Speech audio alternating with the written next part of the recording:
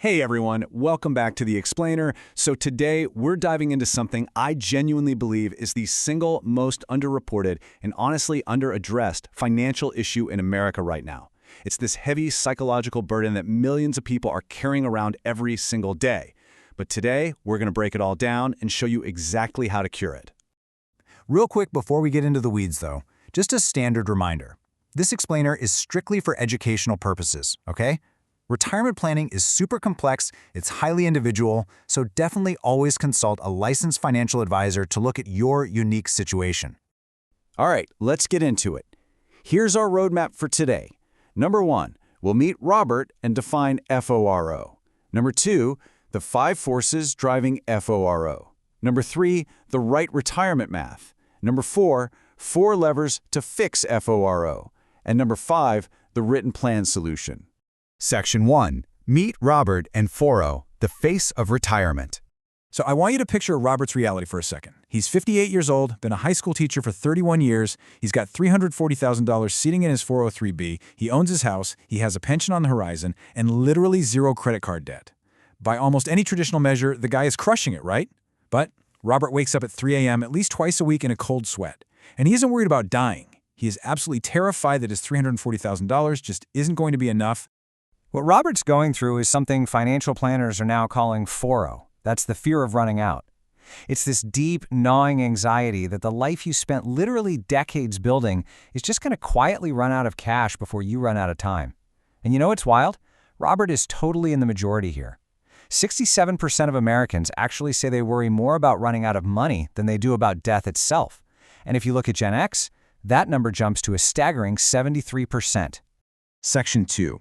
The 5 forces driving FOMO. Why the fear is rational. Because, look, this fear, it makes complete sense. Force number 1 driving it is that retirement is just getting way longer. Relying on average life expectancies kind of obscures the real challenge. Get this, a couple, both aged 65 today, has a 50% chance that at least one of them lives to 92. Meaning, you're not just saving for some extended vacation from work, you might need to fund 3 full decades of life. Then there's force number 2, which is the collapsing personal savings rate. Even with wages and salaries bumping up recently, the personal savings rate just fell off a cliff, dropping from 6.2% in early 2024 to a pretty concerning 3.7% in 2026. People are earning more, sure, but they're saving less. That means the gap between what you actually have and what you're ultimately going to need is just widening by the minute. Force number 3, cumulative inflation. The inflation we've all been feeling since 2020 has permanently bumped up the price of, well, basically everything. Say a retiree needed $60,000 a year back in 2020. Today, they need upwards of $75,000 for that exact same standard of living.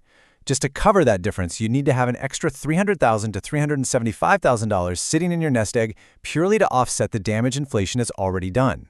Force number 4 is the looming Social Security uncertainty. The Social Security Trust Fund is on track to be depleted by 2032. If Congress just sits on their hands and doesn't act, we are staring right down the barrel of potential benefit cuts between 17 and 22%. If you built your entire retirement roadmap assuming you'd get full benefits, a cut like that completely flips the math upside down. And finally, force number 5, the ultimate wild card, healthcare. 61% of folks have literally no idea what their healthcare costs are going to look like. Fidelity actually estimates that a 65-year-old couple retiring today is going to need around $315,000 just for healthcare. That is a massive chunk of change you need on top of your normal day-to-day living expenses, and it can eat through your savings at lightning speed. Section 3. The right retirement math, fixing the equation. So, here's the good news. Most people are calculating their retirement needs all wrong, which is exactly why they're so stressed out in the first place. The wrong way to do this is to just stare at your total balance and agonize, is $500,000 enough, right? The right way is to ask, how do I build a reliable, inflation-adjusted income stream? We have to stop hyper-focusing on this big, scary lump sum and pivot our mindset toward creating a smooth, manageable flow of monthly income.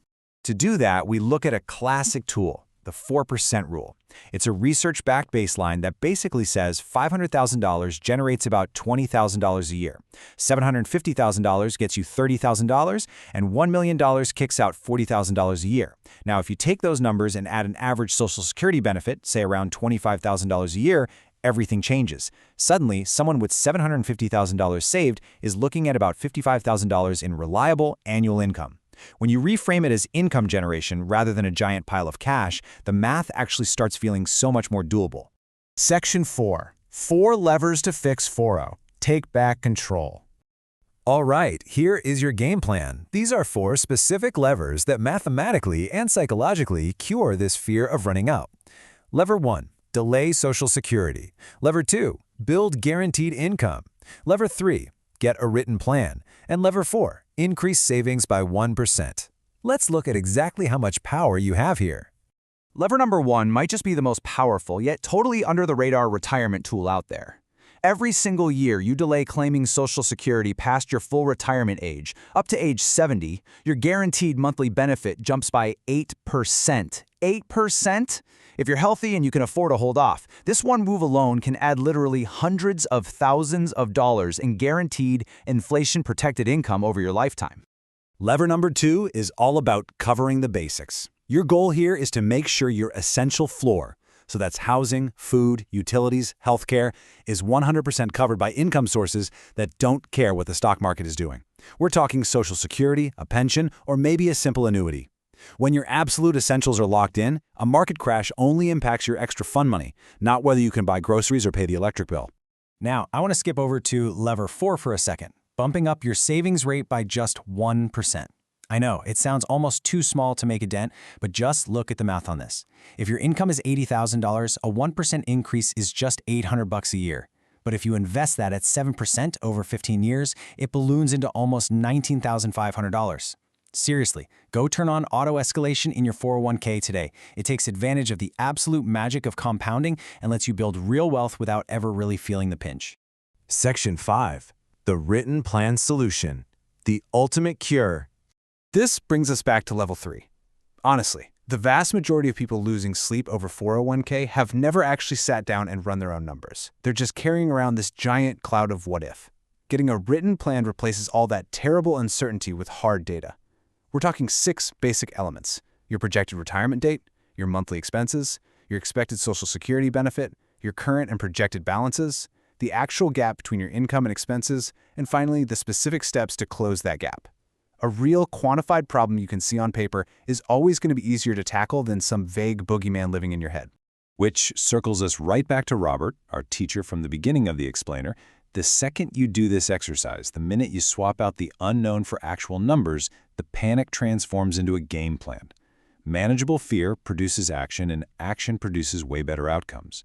Doing this math, writing it down, is literally the difference between Robert staring at the ceiling at 3 a.m. and Robert sleeping like a baby. So, I'm curious and want to ask you directly, do you ever worry about running out of money in retirement? What's the one wild card that keeps you up at night? Drop down into the comments and let's have an honest conversation about it.